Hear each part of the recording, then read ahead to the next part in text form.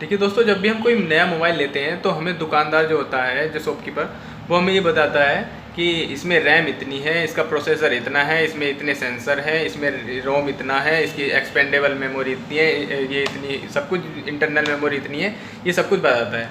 लेकिन क्या हम ये सब कुछ जानते हैं कि ये होता क्या है? ये जो इसमें इतनी सारी चीज़ लिखी हुई होती हैं, क्या हम इन सब के बारे में जानते हैं? कि दुकानदार ने तो बताया था कि सब ये है, लेकिन हमें पता तो होता नहीं है कि ये है क्या। तो चलिए दोस्तों, आज मैं उसी के बारे में बताता हूँ कि ये सब चीज़, ये रैम, प्रोसेसर, सेंसर्स वगैरह, ये होता क्या है। तो चलिए दोस्तों, शुरू करते हैं।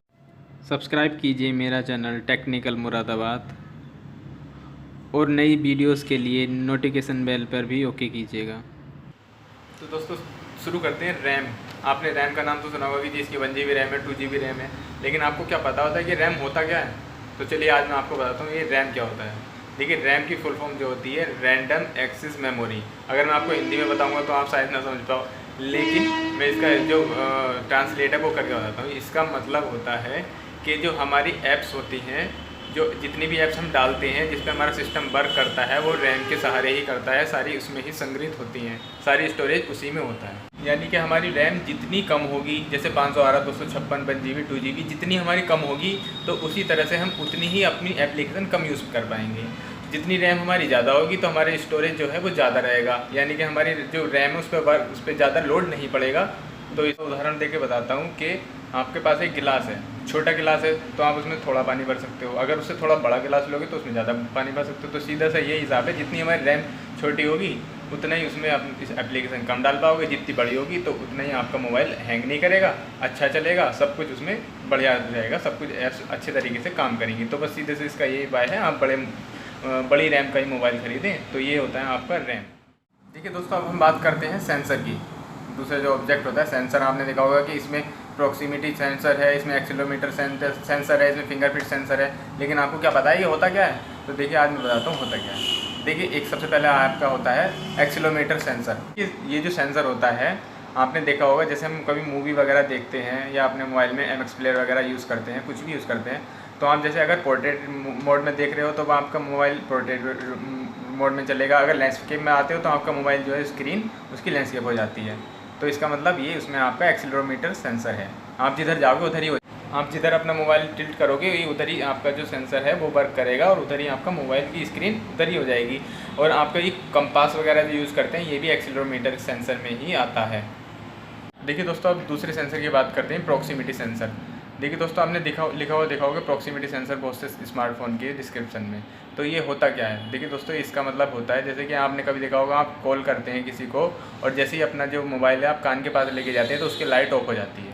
तो ये इसे प्रॉक्सिमिटी सेंसर के ज़रिए होता है। इसका मतलब ये होता है कि जितने भी आसपास की चीज़ होती हैं मोबाइल के, ये उसे महसूस कर लेता है, तो उसे प्रॉक्सिमिटी सेंसर कहते हैं।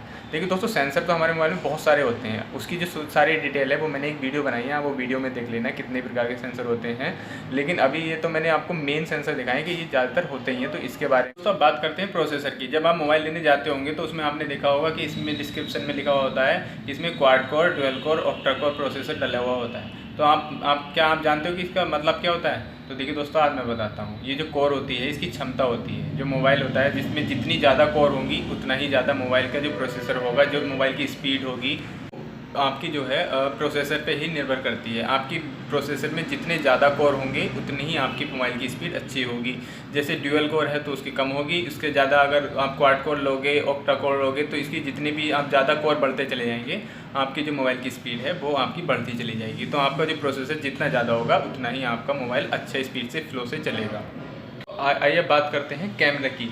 जो आपका कैमरा होता है वो मेगापिक्सल पे डिपेंड करता है। देखिए, आपका जो कैमरा होगा उसमें आपका जैसे कि 8 मेगापिक्सल का होता है, फिर 16 मेगापिक्सल का होता है। इससे ऊपर जितने भी आपके पिक्सल बढ़ेंगे तो आपका जो कैमरा है वो बेहतर क्वालिटी का होगा। लेकिन सब कुछ पिक्सल पर ही डिपेंड नहीं करता है। कैमरा जो है, जो उसका कैमरे का जो साइज़ होता है, जितना लेंस उसका बड़ा होगा उतना ही उसका जो होता है कैमरे की क्वालिटी है वो बढ़िया होगी। तो megapixel plus size plus ratio, ये आपका जो तीनों होते हैं ये डिपेंड करते हैं कि आपकी कैमरा क्वालिटी कितनी अच्छी। एक ऑप्शन इसमें होता है इंफ्रारेड। आपका उसमें होता है यस और नो। तो इंफ्रारेड क्या होता है? इंफ्रारेड होता है जैसे कि मोबाइल का रिमोट जो होता है वो इंफ्रारेड पर ही वर्क करता है। तो आप जो है अगर आपके मोबाइल में इंफ्रारेड होता है तो आप अपने जो टीवी है, फ्रिज है और एसी वगैरह है वो अपने मोबाइल से ही उसे कनेक्ट कर सकते हो, उसे कंट्रोल कर सकते हो।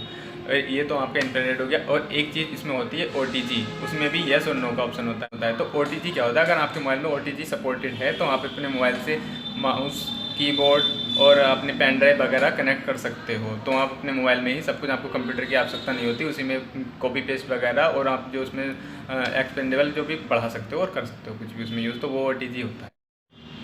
देखिए दोस्तों, ये जो मैंने सारी आपको जानकारी बताई है ये ओनली इन शॉर्ट में है। अगर मैं आपको पूरी फुल इसकी स्पेसिफिकेशन के साथ बताऊंगा तो आपको पूरा दिन निकल जाएगा। ये बस ओनली मैंने शॉर्ट में बताई हैं जिससे कि आप समझ सको। तो ठीक है दोस्तों, ये बस ओनली शॉर्ट में है और आपको इसमें आपको बहुत हेल्प मिलेगी। आशा करता हूँ दोस्तों मेरे द्वारा दी गई जानकारी से आप संतुष्ट होंगे। अगर फिर भी कोई प्रॉब्लम हो तो आप मुझे डिस्क्रिप्शन में या आप कमेंट में लिख सकते हैं और डिस्क्रिप्शन में चेक कर सकते हैं। तो जुड़ी रहिए मेरे साथ, मैं हूँ